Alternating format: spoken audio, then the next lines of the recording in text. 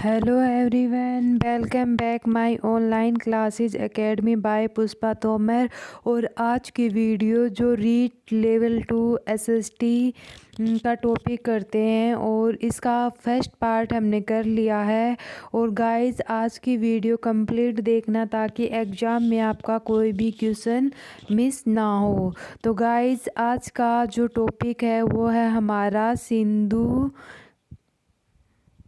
घाटी सभ्यता। तो गाइस, इसका फर्स्ट टॉपिक जो पार्ट 1 है वो हमने कर लिया है और आज हम पार्ट 2 में करते हैं। तो गाइस, चलो हम देखते हैं सिंधु घाटी सभ्यता। चावल की खेती के प्राचीनतम प्रमाण लोथल से प्राप्त हुए हैं और इसके जो रंग रूप यानी कि रंग रूप कहाँ पे है, गुजरात में। और गुजरात में भी चावल का भूसा प्राप्त हुआ है। क्या प्राप्त हुआ है भी, जो सिंधु घाटी सभ्यता में चावल की खेती में प्राचीनतम प्रमाण लोथल से प्राप्त हुए थे। और कहाँ पे भी, गुजरात में। सुरकोटड़ा कच्छ गुजरात एकमात्र सिंधु स्थल है जहाँ से वास्तव में घोड़े के अवशेष प्राप्त हुए थे और यह नगर पर्वत के टुकड़ों की दीवार से घिरा हुआ था। इसने क्या कहा है कि जो सुरकोटड़ा कच्छ यानी कि कहाँ पे है, गुजरात में है और एकमात्र सिंधु स्थल है जहाँ वे वास्तव में एक अवशेष प्राप्त हुआ था और यह नगर जो पर्वत के टुकड़ों की दीवार से घिरा हुआ है। सुरकोटड़ों के सभ्यता सिंधु वासियों के अंदर बंदरगाह नगर था, परंतु यहाँ लोथल के गोदीवाड़े का अवशेष नहीं मिले। जो सुरकोटड़ा में जो सिंधु वासियों का एक बंदरगाह नगर था और उसमें गोदीवाड़े के कोई भी अवशेष नहीं मिले। जोलावीर गुजरात में आर.एस. विस्ट के निर्देशन में उत्खनन हुआ और इस जो सिंधु घाटी सभ्यता स्थल में 3 भाग जबकि अन्य सभी 2 नगर मिले हैं।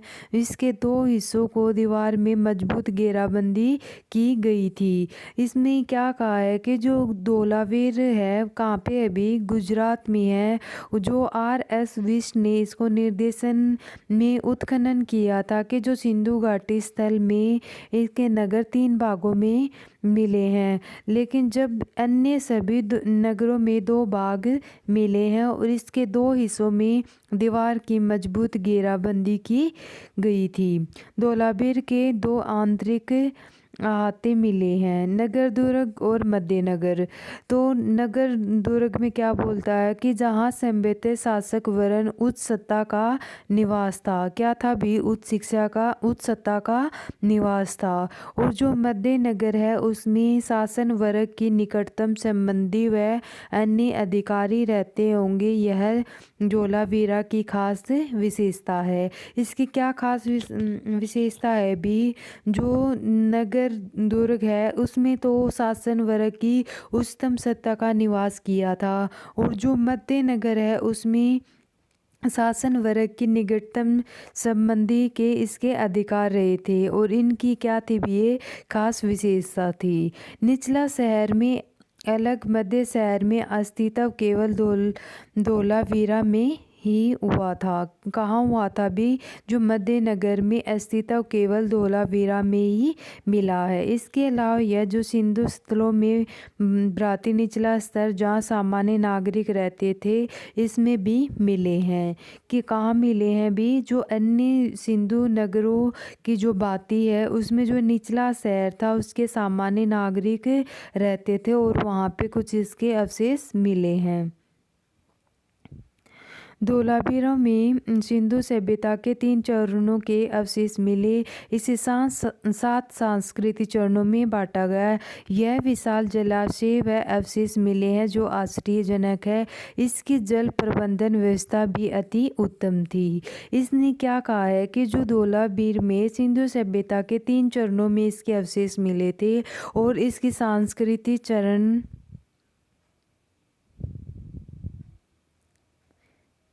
जो सांस्कृतिक चरण थे वो कितने भागों में बांटा है इन्होंने? 7 भागों में बांटा था। और इसके जो सिंधु घाटी सभ्यता है उसके चरण थे वो कितने हैं? 3 चरणों में, जो सिंधु घाटी के 3 चरणों में इसके अवशेष मिले थे और 7 सामाजिक चरणों में इनको बांटा गया।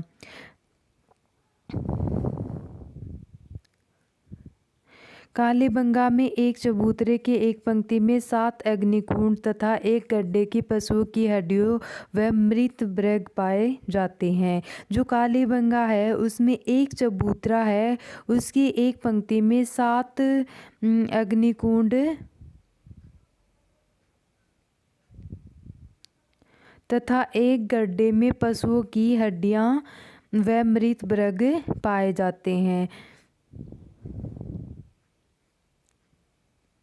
फिर नेक्स्ट है हमारा अल्लादीनो यानी कि पाकिस्तान में सिंधु स्थल की आकार मात्र 2 पकड़ के लगभग है और यह सबसे छोटा स्थल माना गया है।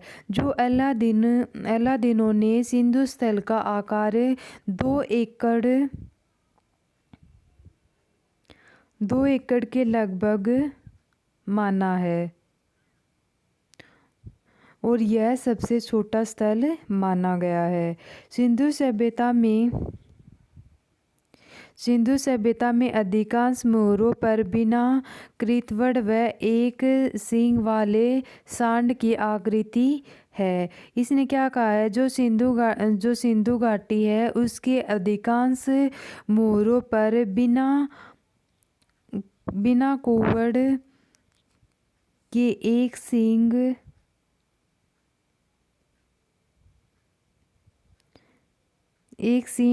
वाले सांड की आकृति है और कुछ अड़म्पा मोहरों पर कुवड़ वाले बैल का अंकन भी मिलता है। क्या मिलता है अभी? कुवड़ वाले बैल का अंकन भी मिलता है। सूअर व भैंस की घाटियों सभी स्थानों से मिली हुई है। सूअर है और भैंस की हड्डियां सभी स्थानों पर मिली हुई है। कहाँ मिली हुई? भी हड़प्पा सभ्यता में। ऊँट की अस्थियां केवल कालीबंगा से प्राप्त हुई थी। कहाँ पे प्राप्त हुई थी? भी कालीबंगा में। और जो क्या ऊँट की अस्थियां केवल कालीबंगा में हुई थी। सूअर व भैंस की हड्डियां सभी स्थानों पर मिली है।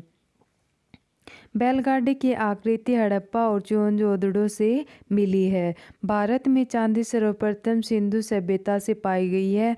जो भारत में चांदी का प्रयोग सबसे पहले कहाँ पे पाया गया था? सिंधु सभ्यता में पाया गया है।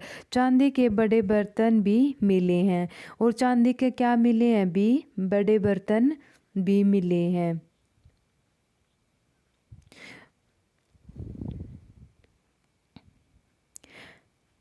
रेडी और स्कूल स्थलों पर पर्वत की चट पलकों और क्लिप्ड पलकों का निर्माण कर अन्य स्थलों पर इनका निर्यात किया जाता है। क्या किया जाता है? इनका निर्यात किया जाता है। कहाँ पे? चट पलकों व पिल्ट पलकों पर इनका निर्माण किया गया है। सिंधु संस्कृति में सीपी निर्माण का कार्य एक विकसित शिल्प है। बालकोट यानी कि बलूचिस्तान और लोथल व मोहनजोदड़ो सीप पर चूड़ी निर्माण के प्रमुख केंद्र थे। क्या थे? भी चूड़ी निर्माण के प्रमुख केंद्र थे। लोथल व मोहनजोदड़ो में कॉर्नेलियन के सुराखदार मटकों का निर्माण होता था और मनकों का निर्माण मेसोपोटामिया तक होता था। मोहनजोदड़ो का जो सर्वाधिक मात्रा है वो क्या मिले हैं? भी मन के मिले हैं। क्या मिले हुए हैं? मन के मिले हैं। और मनकों का निर्यात मनकों का निर्यात मेसोपोटामिया तक होता था। बर्तनों की चिड़िया, मछली, पशु, पेड़ और पीपल की आकृतियों का अंकन भी मिला है। जो बर्तन की थी वो जिससे चिड़िया, मछली, पशु, पेड़ और पीपल की आकृति का भी अवशेष मिला था। सिंधु घाटी सवर्ण सीसा, तांबा, कांसा आदि धातुओं का प्रयोग करते हैं। सोने के मनकों, झुमकों, ताबीजों, कलगी, सुई आदि सभी आभूषणों का निर्माण होता है। क्या होता है भी सिंधु घाटी में जो चांदी, सवर्ण और सीसा, तांबा, कांसा आदि सभी धातुओं का प्रयोग होता था। सिंधु वासियों की अंतर क्षेत्रीय व्यापार राजस्थान, सौराष्ट्र, महाराष्ट्र, दक्षिण भारत, पश्चिमी उत्तर प्रदेश तथा बिहार के क्षेत्र में लोगों के साथ होता था। इसने क्या कहा है कि जो सिंधु वासियों का अंतर क्षेत्रीय व्यापार था राजस्थान में, सौराष्ट्र में, महाराष्ट्र में और दक्षिण भारत और पश्चिमी उत्तर प्रदेश और बिहार के कुछ क्षेत्रों के लोगों के साथ भी होता था।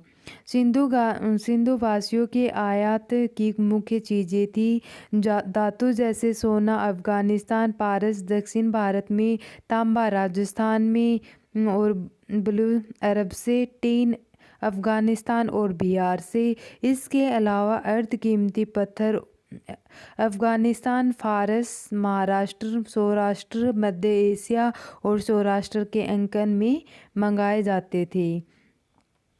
कहाँ कहाँ मंगाए जाते थे? इनकी कुछ मुख्य चीज़ थी जैसे धातु है, तांबा है, टीन है और फिरोजा धातु, तांबा, टीन आदि ये सब चीज़ें मंगाई जाती थी। कहाँ से भी? सिंधु वासियों की आयात से। और जो तांबा है, जो धातु है, वो सोना अफगानिस्तान, फारस और दक्षिण भारत से मिले थे, मंगाए जाते थे। और तांबा राजस्थान और अरब से मंगाया जाता था। और जो टीन है वो अफगानिस्तान और बिहार से मंगाए जाते थे। निर्यात की चीज़ें गेहूँ, जौ, मटर, तिलहन जैसे कृषि उत्पाद तथा कपास की वस्तुएं, मिट्टी के बर्तन और सीपी की वस्तुएं, टेराकोटा मूर्तियाँ, हाथी दांत की चीज़ें का अन्य सामान मिले थे। जो निर्यात की चीज़ें थी जैसे गेहूँ, जौ, मटर, तिल जैसे जो कृषि उत्पाद और कपास की वस्तुएं, मिट्टी के बर्तन, सीपी की वस्तुएं आदि ये चीज़ें भी अन्य सामान मिले थे। सुमेरिया तथा सिंधु सभ्यता के बीच व्यापारिक संपर्क के कई साहित्यिक प्रमाण उपलब्ध होते हैं। सुमेर के ग्रंथों में मेलुहा के व्यापारिक संबंधों की चर्चा की है। सभ्यता सिंधु क्षेत्र की प्राचीन नाम है। इनकी दो मध्यवर्ती व्यापार स्थान जैसे तिलमन और मंकन की चर्चा होती है। जो सुमेरिया और सिंधु घाटी के बीच व्यापारिक जो संपर्क होते थे उसमें मेलुहा के व्यापारिक संबंधों की भी चर्चा होती थी। और जो सभ्यता सिंधु क्षेत्र के प्राचीन नाम भी माना गया है। इसमें दो मध्यवर्ती व्यापारिक स्थानों जैसे कि तिलहन यानी कि बहरीन और मंकन यानी कि मकरान तट की चर्चा की गई थी। हड़प्पा एवं मोहनजोदड़ो से प्राप्त कई मोहरों और जहाज़ों की आकृतियाँ प्राप्त हुई थी। टेराकोटा में एक जहाज का आकार लोथल से प्राप्त हुआ जिससे मस्तूल लगाने के लिए सुराख बना है। जो हड़प्पा और जो मोहनजोदड़ो है उसकी कई मोहरें जैसे कि जहाज़ों की आकृतियों जैसे प्राप्त हुई थी। और जो टेराकोटा एक जहाज का आकार लोथल से प्राप्त हुआ था और जिसमें मसूल लगाने के लिए इसने क्या किए थे? सुराख बना रखा था। हड़प्पा और मोहनजोदड़ो के तांबे और कांसे की बैलगाड़ी की आकृतियाँ प्राप्त हुई थी जिन पर उनका चालक भी बैठा हुआ है। इनके साथ ही पंजाब में अब भी प्रचलित इक्को की आकृतियाँ प्राप्त हुई हैं। सिंधु समाज मातृसत्तात्मक था। क्या था भी? जो सिंधु समाज है वो मातृसत्तात्मक था। शिकार करना सिंधु वासियों का मनोरंजन का प्रमुख साधन है। आवागमन और बैलगाड़ियों का प्रयोग किया जाता था। जो आने जाने के लिए बैलगाड़ियों का प्रयोग किया जाता था। कहाँ पे भी? सिंधु घाटी सभ्यता में। सिंधु वासियों की लिपि का ज्ञान था। लिपि की भाव चित्रात्मक लिपि व गोमूत्र अक्षर लिपि भी कहा गया है। किस किस लिपि जो लिपि का ज्ञान होता था सिंधु वासियों में, और इस लिपि का भाव चित्रात्मक लिपि और गोमूत्राक्षर लिपि भी कहा गया है। इस लिपि की जो लिखावट थी वो बाई से दाई की ओर थी, लेकिन कुछ लेखन दाई से बाई की ओर भी हुआ करते थे। कुछ मोहरों के क्रमशः दाई से बाई की ओर तथा बाई से दाई की ओर लिखा करते थे। जो सिंधु घाटियों की जो लिपि थी उसका ज्ञान लिपियों का ज्ञान था, और इसमें इस लिपि में भाव चित्रात्मक लिपि और गोमूत्राक्षर लिपि भी कहा गया है। और जो इस लिपि की जो लिखावट होती थी वो दाई से बाई की ओर होती थी। तो जैसे कि हम तो यहाँ दाई से बाई की ओर लिखते हैं, लेकिन इन्होंने क्या लिखी थी कि बाई से दाई की ओर लिखते थे। कुछ लेखक थे वो दाई से बाई की ओर भी करते थे, और कुछ थे वो बाई से दाई की ओर भी करते थे। इस लिपि में 4000 चिन्हों की पहचान भी की जा चुकी है। कितने चिन्हों की पहचान की गई है भी? 400 चिन्हों की।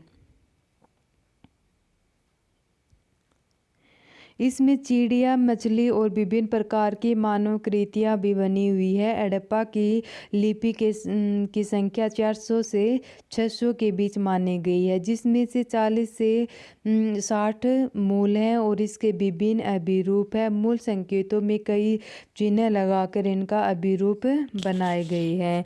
इसने क्या कहा है कि जो इसमें चिड़िया और मछली हैं उनकी विभिन्न प्रकार की क्या बनाई हुई थी? चित्र बनाया हुआ था। और जो हड़प्पा की लिपि के संकेतों की संख्या कितनी है? 400 से 600 इन दोनों के बीच में मानी गई है, जिसमें जो मूल थे वो 40 से 60 इससे क्या है? मूल है। और जो मूल संकेतों का कई चिन्ह लगाकर इनका अभिरूप बनाए गए हैं।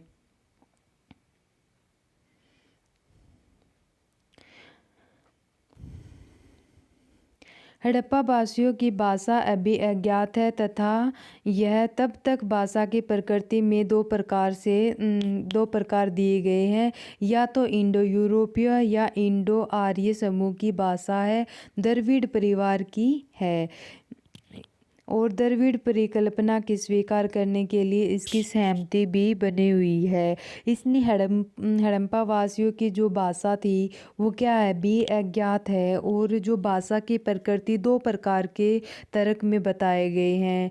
इनको क्या कहा है? या तो इंडो यूरोपीय थी, या फिर इंडो आर्य समूह की भाषा होती थी, या फिर द्रविड़ परिवार की। और जो द्रविड़ परिकल्पना का स्वीकार करने के लिए इनकी सहमति सी बन गई थी।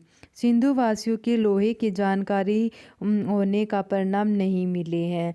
जो लोहे की जानकारी का कोई भी इनको क्या परिणाम नहीं मिला है।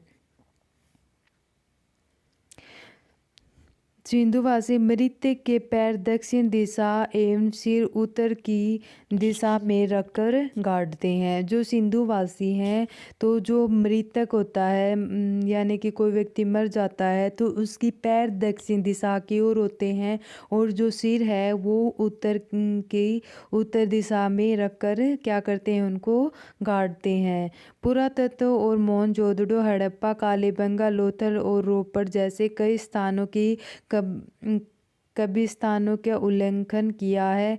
और जो मोहनजोदड़ो के अंतिम संस्कार की 3 विधियां थी: पूर्ण दफन, आंशिक आंशिक दफन और दाह संस्कार तथा बाद में इसका क्या होता था, दफन होता था। लेकिन जो पूर्ण दफन का प्रयोग होता है उसको मृतक शरीर से पीठ के बल, सिर से साधारण उत्तर दिशा में, पैर दक्षिण दिशा में दफनाया जाता था। ये बात हम ऊपर भी कर चुके हैं। जो सिंधु भाषी थे वो क्या करते थे, पैर दक्षिण दिशा की ओर और सिर उत्तर दिशा की ओर गाड़ते थे। राजनीतिक स्थिति, जो राजनीतिक स्थिति थी,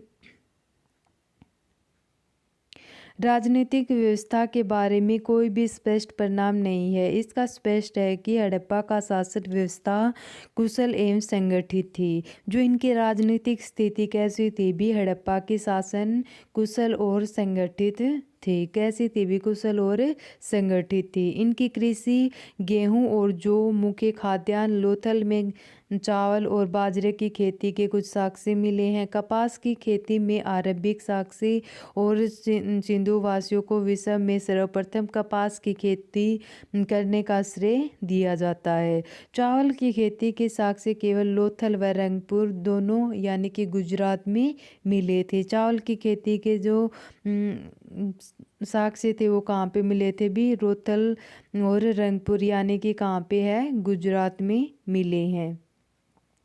कालीबंगा में जूते और खेत के प्रारंभिक प्राचीनतम प्रमाण मिले हैं जो दो दिशाओं को एक दूसरे के समकोण बनाते हैं और हल जोतने के चिन्ह अभी भी क्या है, सुरक्षित है। हल का अनबिन लेकिन मुख्य कुदाल का प्रयोग करना। इसका पशुपालन क्या था भी, एक सींग के बिना कुवड़ और कुवड़ वाला बैल पूजे। क्या था भी इनका, एक सींग का बिना कुवड़ वाला और एक क्या था, बैल पूजे।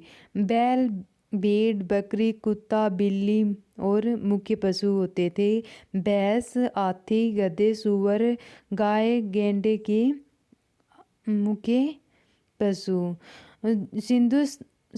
सिंधु सतलों में घोड़े के प्राथमिक साक्ष्य नहीं मिलते थे। लोथल में घोड़े की मुख्य मूर्ति, सूरकोटड़ा में घोड़े की हड्डियों का अवशेष मिले हैं। जो सूरकोटड़ा में किसके अवशेष मिले हैं भी, घोड़े के हड्डियों के, किसके भी, घोड़े की हड्डियों की। इसकी कला क्या थी भी, मृदमांड। सिंधु सभ्यता के दो परिणाम मृदमांड, एक बिना डिजाइन वाले और दूसरा क्या था, चित्रा मृदमांड पर्याप्त मात्रा में फैले हुए हैं। जो इनकी दो प्रकार के मांड बनाई हुई है, एक तो जो बिना डिजाइन का और एक में डिजाइन डालकर इनकी मात्रा में फैले हुए हैं। यहाँ बहुसंख्यक गुलाबी रंग के चमकीली मृद बांड प्राप्त हुए हैं जिन्हें गहरे लाल रंग, काले रंग के चित्र बने हुए हैं। कैसे रंग के बने हुए हैं भी, गहरे लाल और काले।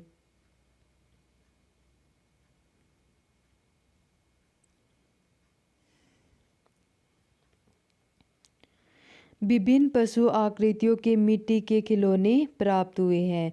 मातृ देवी की अनेक मूर्तियां मिली है। जो मातृ देवी है उसकी अनेकों मूर्तियां मिली हैं। सील मोहरे अधिकांश खेलखंडी की बनी हुई हैं। ये सिंधु वासियों के सर्वाधिक महत्वपूर्ण कलात्मक रचनाएं भी की गई हैं। अधिकांश वर्गाकार और कुछ आयताकार सीलों की मोहरें क्या हुई हैं, प्राप्त हुई हैं। कुछ इनके हाथी दांत की भी। और सबसे प्रसिद्ध सील था वो पशुपति योगी की सील मानी गई है। किससे जो सबसे प्रसिद्ध है वो कौन सी सील है भी, पशुपति योगी की सील मानी गई है।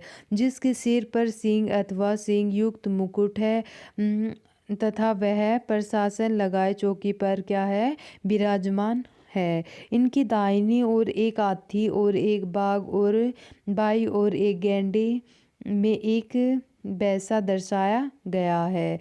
मुख्यतः एक सींग वाले बिना कुवड़ वाले सांड को मोहरें मिली हैं। साथ में कुवड़ वाले बैल की सीलें भी प्राप्त हुई हैं। सीलों का आकार आधा इंच और 2.5 इंच तक बना हुआ है और मोहरों की मोरों पर जानवरों की आकृति अभिलेख खुदे हैं और इनकी जो मोहरें थी वो क्या थी, विषम शिल्प अभिलेख थी।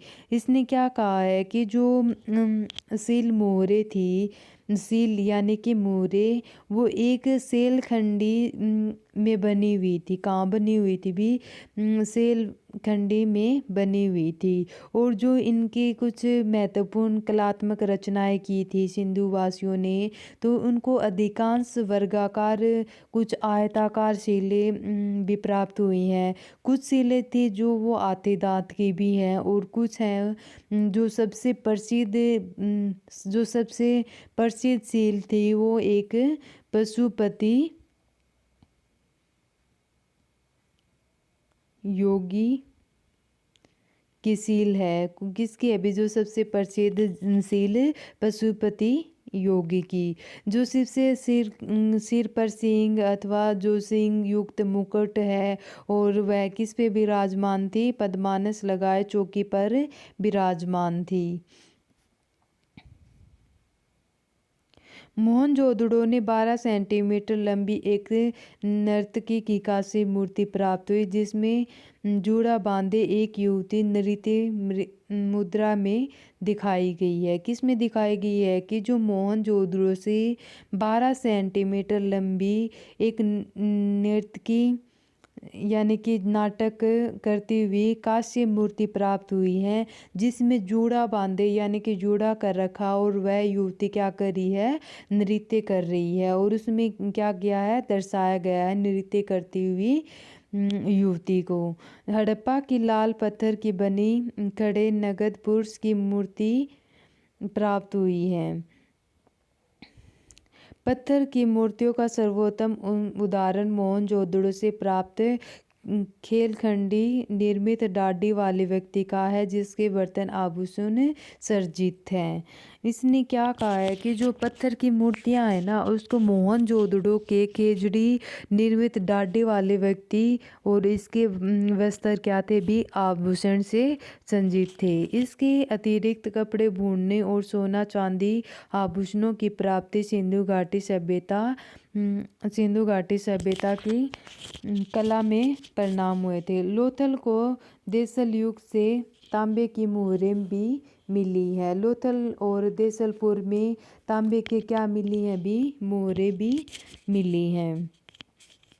व्यापार, जो कि एक नगरीय सभ्यता है, अतएव व्यापार का अर्थ व्यवस्था भी महत्वपूर्ण मानी गई है। यहाँ से कपास, गेहूँ, गन्ना, आती दात आदि का निर्यात होता है। इसमें मेसोपोटामिया क्षेत्र से प्राप्त हड़प्पन शिला की अभिलेख है। और इसका क्या है, तांबा गणेश्वर, सोना कोलार, लकड़ी कश्मीर से मंगाते थे। जो व्यापार था इनका, वो एक नगरीय सभ्यता थी, और इसका व्यापार एक अर्थव्यवस्था में महत्वपूर्ण स्थान माना गया है। जैसे कि कपास, गेहूँ, गन्ना, आतेदात आदि इनके क्या थे, निर्यात थे। और इसमें मेसोपोटामिया जो सुमेरिया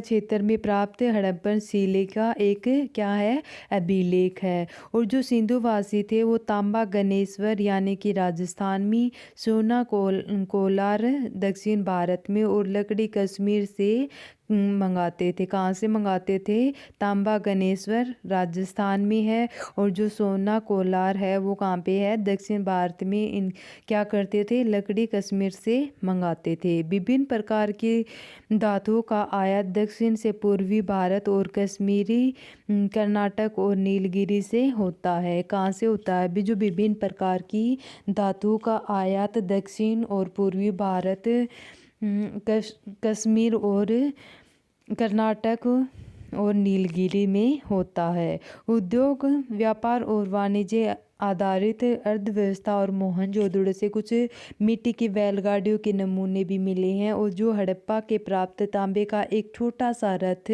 और बिछा हुआ सड़कों पर जाल लोथल बंदरगाह के साक्ष्यों से क्या था, स्पष्ट होता है। क्या स्पष्ट होता है भी, कि जो सिंधु घाटी में बिछा हुआ सड़कों पे जाल और लोथल बंदरगाह और एक हड़प्पा के जो प्राप्त तांबे थे, उसमें एक छोटा सा रथ बना हुआ इससे स्पष्ट होता है कि जो व्यापार जल और थल दोनों ही मार्गों से होते थे। सिंधु वासियों को मेसोपोटामिया, अफगानिस्तान, बहरीन व मध्य एशिया क्षेत्र के साथ व्यापारिक संबंध थे।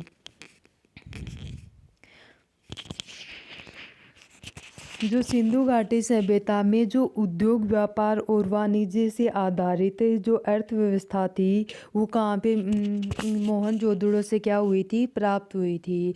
और जो मिट्टी की बैलगाड़ियों के कुछ नमूने हड़प्पा के जो प्राप्त हुए, हड़प्पा से क्या प्राप्त हुए हैं भी, तांबे के बर्तन, जो तांबा मिला है और तांबे से एक छोटा सा रथ, और उसमें सिंधु घाटी में बिछा हुआ सड़कों का जाल और लोथल बंदरगाह के कुछ साक्ष्य स्पष्ट होता है। सिक्कों का प्रचलन न होकर कारण क्रय विक्रय संबंधित वस्तु विनिमय के माध्यम से किया जाता होगा। क्या किया जाता होगा भी, क्रम विक्रय संबंधित और वस्तु विनिमय के माध्यम से किया जाता होगा। माप तोल, हड़प्पावासी व्यावसायिक और निर्माण कार्यों के मापतोल का प्रयोग करते हैं। तोल के रूप में प्रयुक्त कई चीज़ें भी प्राप्त हुई हैं। क्या क्या चीज़ें प्राप्त हुई हैं भी, जो तोल पद्धति का एक श्रृंखला 1, 2, 4, 8 से लेकर 64 आदि तक, इनको 16 गुनाजों की थी। कितनी थी भी, 16 के दशमलव। सिंधु सभ्यता के नगरों में मापतोल की इकाइयों में एक रूपता भी मिलती है। क्या मिलती है भी, एक रूपता मापतोल के इकाइयों में। फिर माप चिन्हों में कुछ युक्त कई छड़े एक कांसे की है प्राप्त की गई है। हड़प्पावासी में रैखिक प्रणाली के जनक थे, जो कि अर्थशास्त्र के अंगुल के बराबर मानी गई है। किसके बराबर मानी गई है भी, अर्थशास्त्र के अंगुल के बराबर मानी गई है। हड़प्पा की निचली बस्ती 16 भाटियों में मिली है। एक मिट्टी का मुपा मिला है और यह तांबा गलाने का काम भी होता है। क्या होता है भी, यह तांबे गलाने का कार्य भी करती है। सिंधु सभ्यता स्थलों पर प्रयुक्त ईंटों का आकार कितना था, 4:2:1। फिर थे भी सिंधु वासियों के कच्चे माल के स्रोत, चांदी अफगानिस्तान व ईरान से, और सोना कोलार कर्नाटक की खानों से। जो सोना था वो कहाँ से भी, कोलार कर्नाटक की खानों से। फिर है तांबा गणेश्वर व जोधापुर, कहाँ पे अभी, राजस्थान में। टीन अफगानिस्तान और ईरान से। लाजवर्द गुजरात अफगानिस्तान से। फिरोजा एंड जड मध्य एशिया से। प्लिंट व चर्ट ग्रस्त खंड सिंध पाकिस्तान के रोडी व सिक्योर खाद्यान्नों से। अलावा विस्तर कहाँ से भी, अफगानिस्तान से। ये जो कुछ इम्पोर्टेंट कच्चे माल के स्रोत हैं, क्या है भी, जो सिंधु वासियों के लिए कच्चे माल के स्रोत।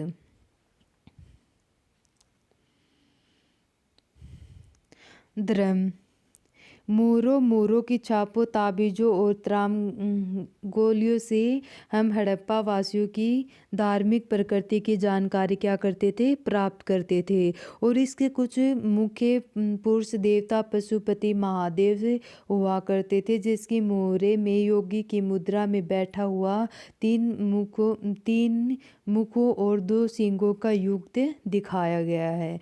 और 4 पशुएं, हाथी, बाघ, 12 सींगा और भैंस, प्रत्येक का मुख अलग अलग 4 दिशाओं में गिरा हुआ है। 2 हिरण उसके पैर के पास बैठे हुए हैं। जो धर्म है उसमें क्या कहा है कि जो मोरे की कुछ छाप थी, और ताबीजों और तामर गोलियों में इस हड़प्पा वासियों की कुछ धार्मिक प्रवृत्ति की जानकारी प्राप्त हुई थी। और जो कुछ पुरुष देवता थे वो पशुपति महादेव हुआ करते थे, जिनकी कुछ मोहरें थी वो योगी की मुद्रा में बैठा हुआ, और 3 जो मुख थे, 3 मुखों और 2 सींगों का युक्त भी क्या किया है, दिखाया गया है। और 4 पशु जैसे कि हाथी, बाघ, 12 सींगा और भैंस, ये अलग अलग दिशाओं में क्या थे भी, गिरे हुए थे, और 2 हिरण उनके पैरों के पास बैठे थे। मुख्य देवी मातृदेवी पृथ्वी देवी थी। क्या है अभी जो देवी मूर्ति कहाँ पे थी? मातृ देवी। टेराकोटा मूर्तियों की प्रकाशित किया है। लिंग पूजा का पर्याप्त परिणाम है जिन्हें बाद में शिव के साथ जोड़ा गया था। किसके साथ जोड़ा गया है? अभी शिव के साथ जोड़ा गया। किसको भी? मातृ देवी को। लिंग के अतिरिक्त पत्थर की कई योनि आकृतियों की प्राप्त हुई थी और जो सिंधुवासी देवताओं जो पूजा करते थे वो किसकी करते थे? पीपल आदि पशुओं, एक सींग वाला और बिना कुंवर की सांड आदि की पूजा करते थे। किसकी पूजा करते थे? भी पशुओं की पूजा करते थे। वे भूत प्रेतों के विश्वास करते थे और रक्षा के लिए ताबीजों का भी प्रयोग करते थे।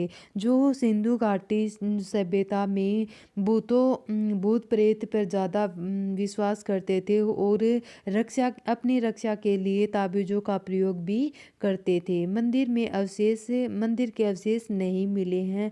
इस काल में बैल सांड का शक्ति के रूप में इसकी क्या की जाती थी? पूजा जाता था। किसको भी? बैल को।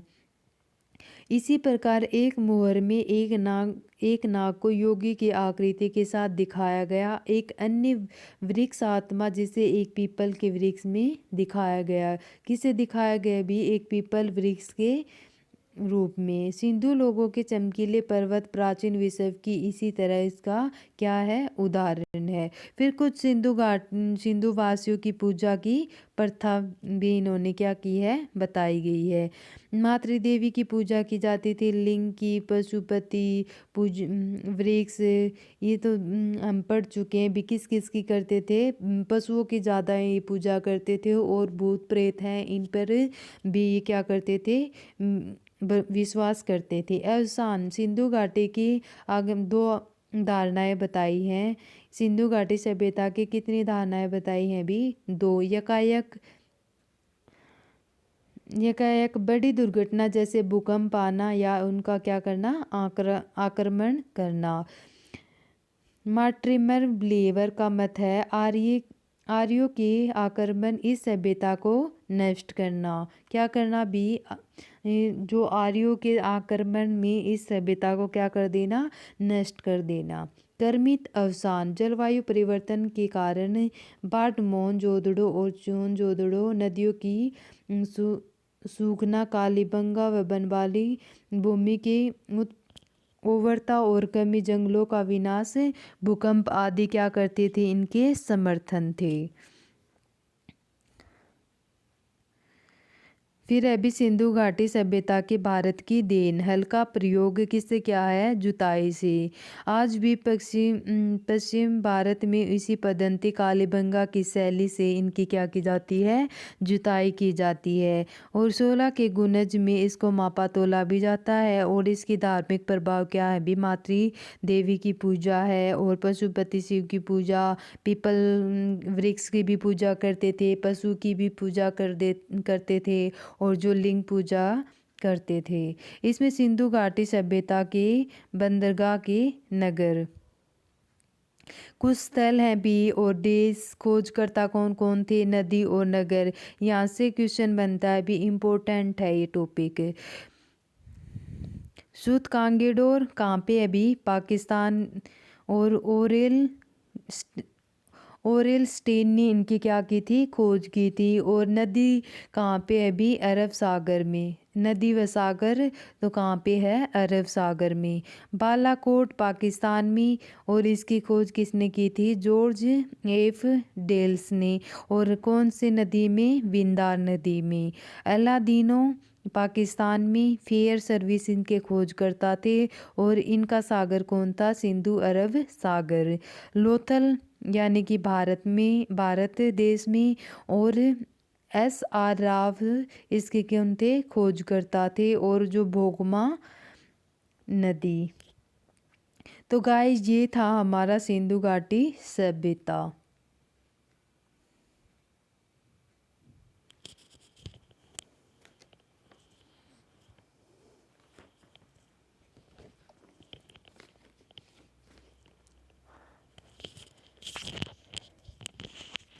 तो गाइस आज हमने कौन सा टॉपिक किया है, सिंधु घाटी सभ्यता। इसके जो प्रमुख स्थल हैं उनका एक पार्ट और बनेगा भी, वो जो हमारी कल की क्लास रहेगी। कौन सी रहेगी भी, सिंधु घाटी के प्रमुख स्थल, जो कि हमारे इम्पोर्टेंट टॉपिक है। ठीक है गाइज, अगर आपको कोई भी टॉपिक समझ में नहीं आए तो आप कमेंट बॉक्स में लिख सकते हैं। गाइज अगर मेरी वीडियो पसंद आई हो तो प्लीज़ चैनल को लाइक सब्सक्राइब और शेयर कर देना, ताकि आपको आने वाली हर वीडियो का नोटिफिकेशन मिल सके। ठीक है guys, bye bye, take care, thank you.